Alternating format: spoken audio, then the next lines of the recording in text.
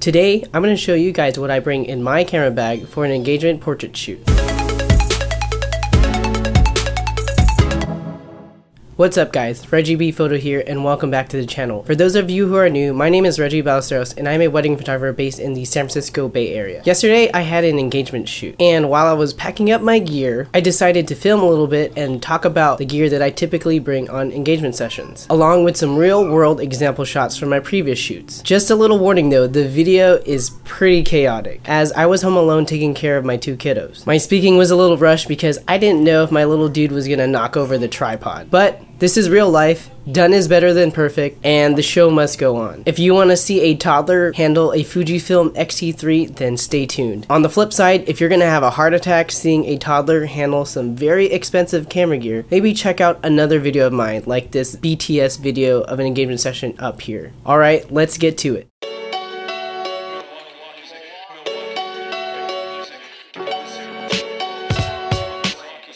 Alright, first up is my trusty Fujifilm X-T3. I've been using this camera exclusively for engagement shoots since September of 2018. Hey, don't touch it.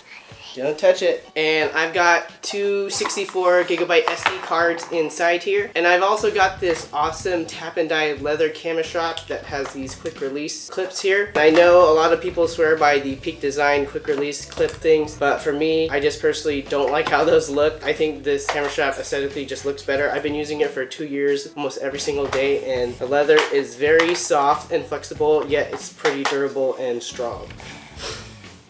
Next up is my camera bag, which is the Onabori. This is a pretty small camera bag and it's really great for mirrorless cameras like the Fujifilm X-T3. I actually carry the X-T3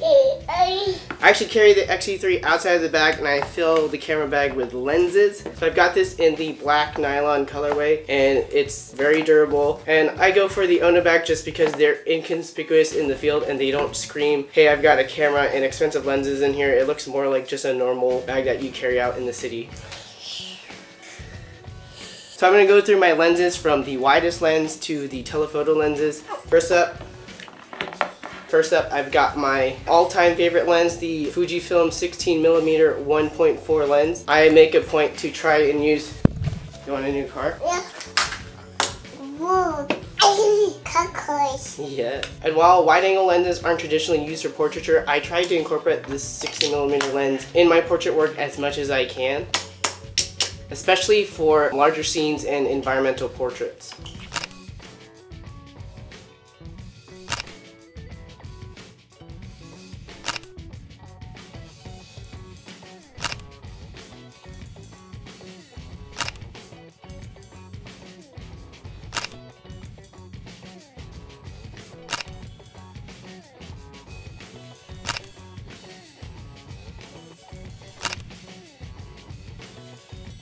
Let me know in the comments down below if you want to see a video on how I incorporate the 16mm lens in my portrait work. I also use the 16mm lens as double duty as it focuses very closely for ring shots.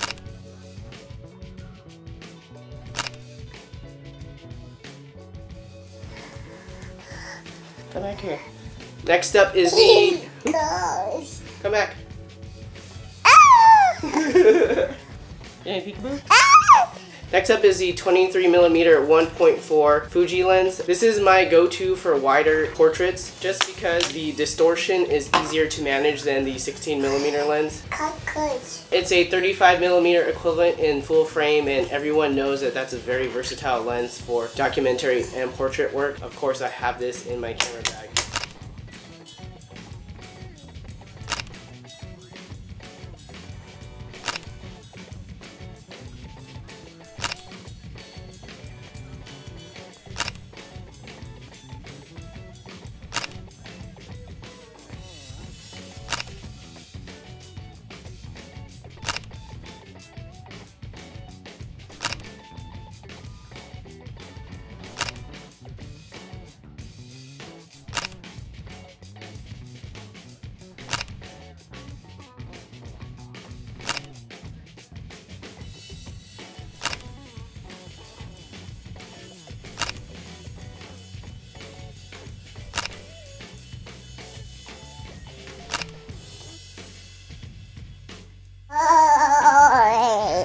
So next is the 35mm 1.4. While I love using this lens, any of the Fujifilm 35mm lenses will pretty much do. Even the 35mm f2, you can get some pretty astonishing images with that lens, even though it's not a 1.4 aperture. Check out my blind test video up above if you want to see a real world comparison. I don't reach for this lens quite as often as the other lenses in my bag. Where it does come in handy is if I do have to take some type of full length compress.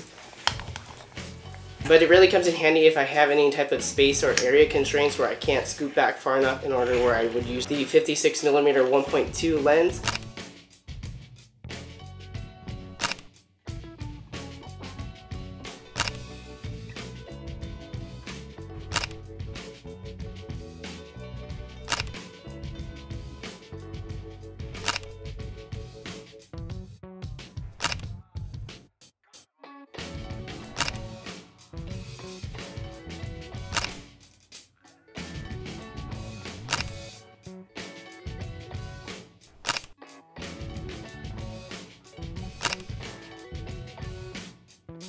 Other thing is it also focuses very closely, so I tend to use this for detail shots of either a couple's attire or the jewelry that they're wearing.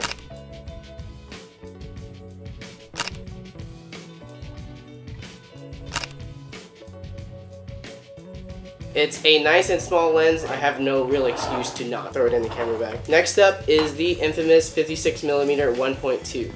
Not touch that. Yeah. This lens needs no explanation. This is probably one of the most popular Fuji portrait lenses out there. I use this for anything that I really want to have shallow depth of field or really want to compress the background.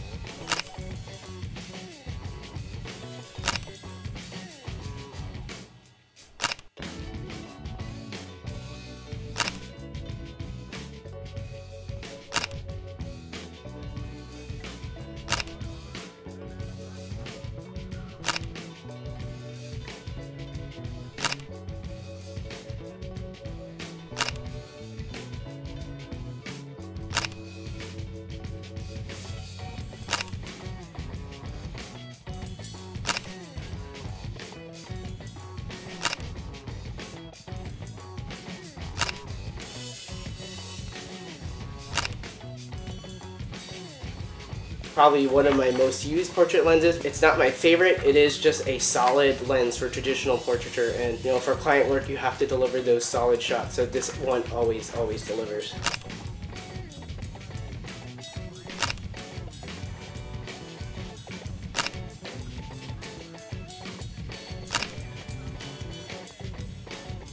So I've also got the MCEX-16 extension tube, and while I don't use this very often on engagement shoots, I'm going to bring this just in case I want to have some type of macro or close-up aesthetic or a ring shot.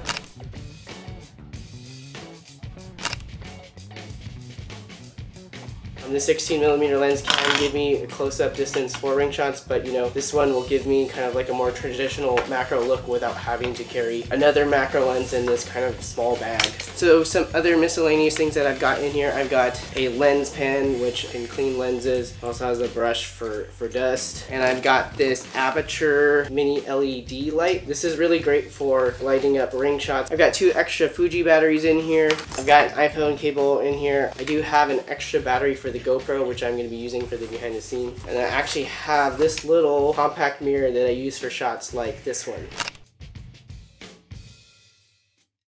Well, that was a little hectic. But that's the Dadographer life for you. If you have any questions about the gear or the example shots, let me know in the comments down below. Also, FYI, I've got Amazon affiliate links in the description below if you're interested in any of the gear shown today. That way you can support the channel at no additional cost to you. Alright, so I need your guys' help deciding on what video to make next. Let me know which one you want to see first. Either A, what's in my camera bag for wedding photography, or B, a video on my switch from Nikon full frame to the Fujifilm system for wedding photography. And just a warning, that second video is not going to be all rainbows and butterflies. It's going to be the blunt truth about my switch, the good, the bad, all my pain points and transition struggles. and I'm gonna reveal the real reason why I switched over to Fujifilm, and that might surprise you. So let me know in the comments which one you want to see. If this video helped you out, be sure to hit that thumbs up button and subscribe if you haven't already. I post a new Fujifilm or photography video every single week. If you want to see more of my photo work, follow me at ReggieBPhoto on Instagram for a new post every single day. Alright, that's it for me. Remember to get out, go shoot, and I'll catch you guys in the next one.